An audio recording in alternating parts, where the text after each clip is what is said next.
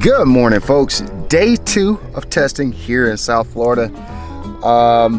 If you haven't already realized, this is a series that I'm doing fishing here in Florida. This place has the longest dirt road in history to get to, and there's like cow. Look at the cows.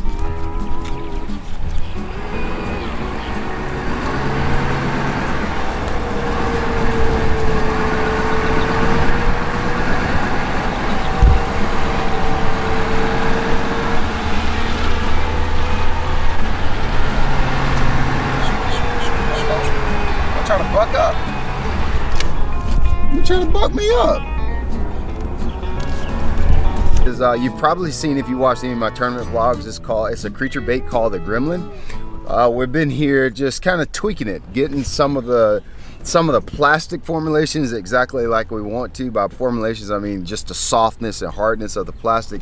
We want to make something that has really good hookup ratio, but yet sometimes you have to make it thick enough to hold, or strong enough that it holds a hook really well. So you got to get that good balance. So that's what you're going to be seeing here, spending that entire week just doing nothing but product testing on 2 baits. I'm not putting really anything in my hand. Literally for 7 or 8 days I'm going to have 2 baits in my hand. Let's see if this works. I think I could get out without the boat, but I'm gonna shut this so nothing falls out of the back of my truck.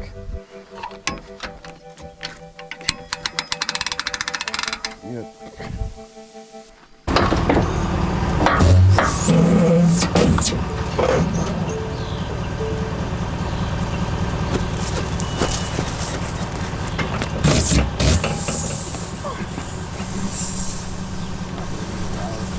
Oh, that's all right. You mean like on the, like you turn the switch? Yeah.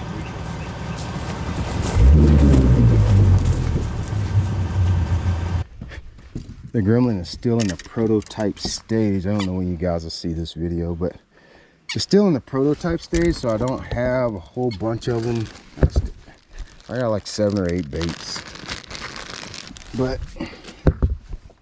I'm using a whole one too, like not a piece of Gremlin, not biting it off, a whole one. So this thing is it's a whole double cheeseburger. You got the Gremlin, which isn't the smallest creature bait, and you got the punch skirt and an 1.25 ounce weight. So like it's a big bait that I'm flipping. Typically, that's why I'm down south. Typically, even where I live, you know, we don't get to use a lot of big baits. Just, I mean, you can throw big baits all you want, but other than big top waters, it's hard to catch them on big baits this time of the year. So, you know, you get used to feeling that heavy weight, right? Like it goes in there, boom, hits the bottom, boom, hits the bottom. And then you go flip it all of a sudden, and it flip it in there, and it just doesn't sink. He got it. Yeah, he caught it on the way down. Like, so you just really pay attention to the fall rate of that bait. You'll get used to how it goes in, and it goes straight to the bottom. Goes in, goes straight to the bottom, and then all of a sudden it doesn't go straight to the bottom. It slows down a lot, or you know. And then on this lake, they're probably just you're gonna feel it like the line jumps. There he is. Oh my God. Oh my God. That was cool. That was nice. That didn't say. He said that was cool. He said that was cool. Oh, he's still fighting him. Yeah. He's still fighting him. It didn't suck, did it? No. Show me that guy. He said, did it suck? It did not suck at all. Did he just slurp this Gremlin out? Yeah.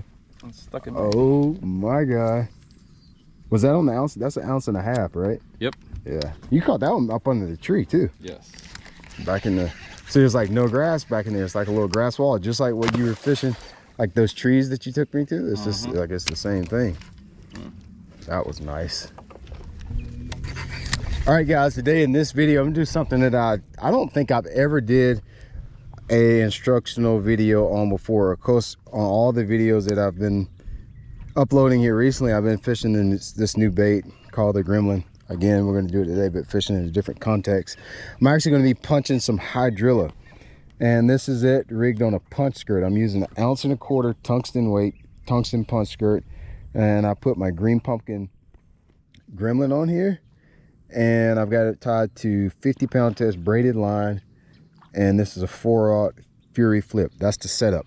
But with punching, it's a little bit different technique than you usually see. We're going to be flipping it around on some of these hydrilla mats and hydrilla lines, and some of it's pushed up around some of this, I don't know, like mangrove tree, willow bush looking stuff. But I'm trying to flip it into these holes and little caverns that the hydrilla makes. Oh God, I got one right here at the boat. Jeez, there's some grass right here under the boat. But we're gonna be flipping it around in a lot of those places, trying to catch a big one, like trying to catch like a sow, an 1.5 ounce, 2 ounce.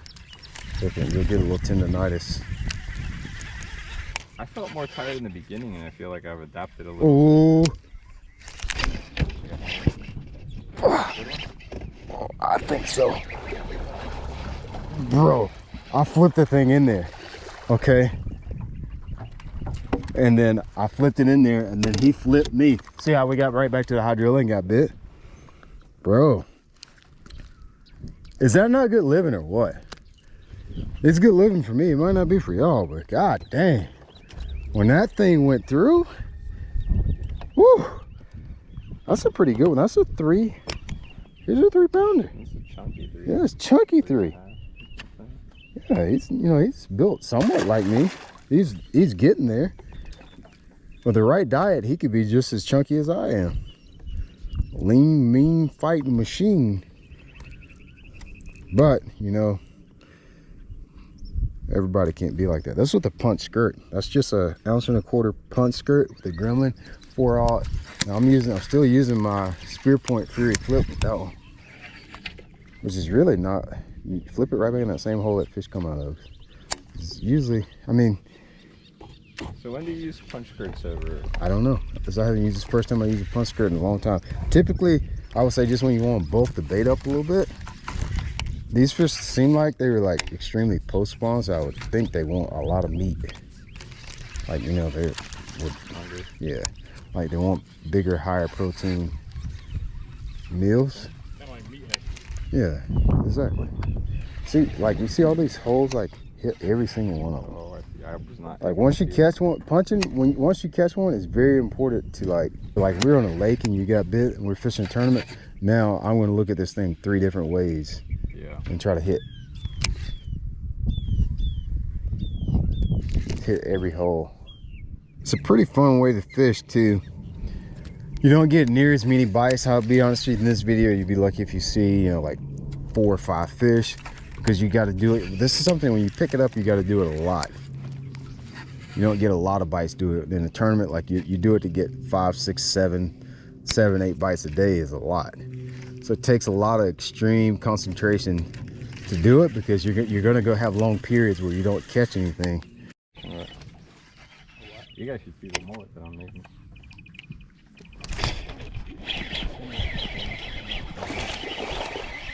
I don't even know if I started the camera again. Bro, that right there. Oh, yeah. That punching? Huh? You probably want to switch to the chatterbait, huh? No, buddy, I'm going to punch. I'm a puncher. Call me Mike Tyson how much I'm punching with him today, baby. Flipping grass and kicking bass. You see that sparse stuff right down through there? Any of the heads. So like you see there's obviously like a main wall of hydrilla. And if you could just see any little, you see how that grass is laid over? Yeah. That means it's thinner. That right there is laid over. I'll go in this hole back here. I noticed a lot of these fish are post spawn that we caught here yesterday. I've been fishing here for about 3 days now.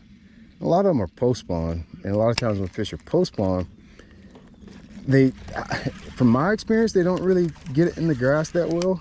A lot of times they're out chasing.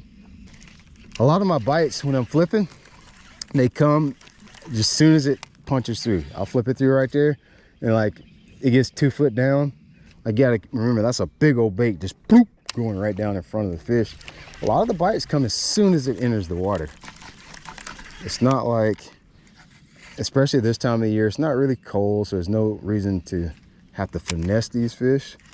I got a big bait on too, because I know they're post spawn, and they're probably not looking for a small bait to eat. Like they want to get that high protein diet. It's like that dinner that you want Sunday after church. You've been sitting there at church about to fall asleep, about to die.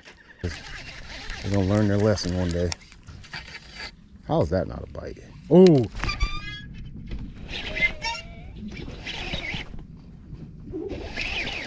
Oh my God. Did you see him come up out of there? Huh? I don't know if you saw him or not. Oh God. Come on, Jose. I missed him. Oh man, I gotta work with you on that. Oh dude, that don't ever start sucking. Ah. Whew.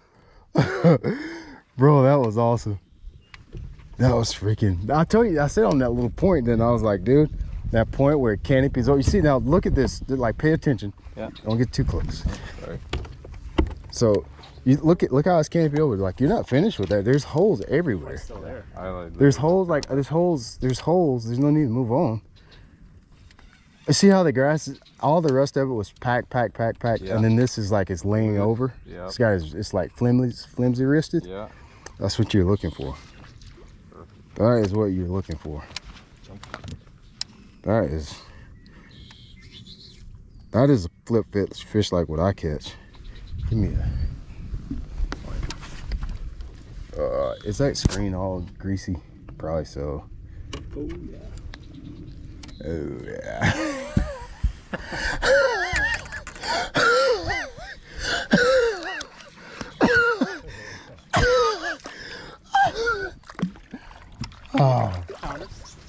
Oh boy.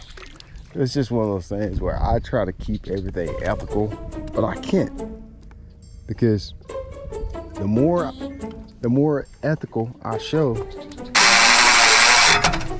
Oh, unfortunately, we got ourselves in a predicament trying to get out of here. I thought the ground was a little bit wet when I put it in. It was a little bit steeper than what I could maybe pull out. So the truck is stuck. What I did is I took my winch strap off my truck. We're gonna hook it to Donnie's truck and see if I can get this thing to get out of here. Okay, hold it right there, Donnie. Right there, that's fine. And that's probably good.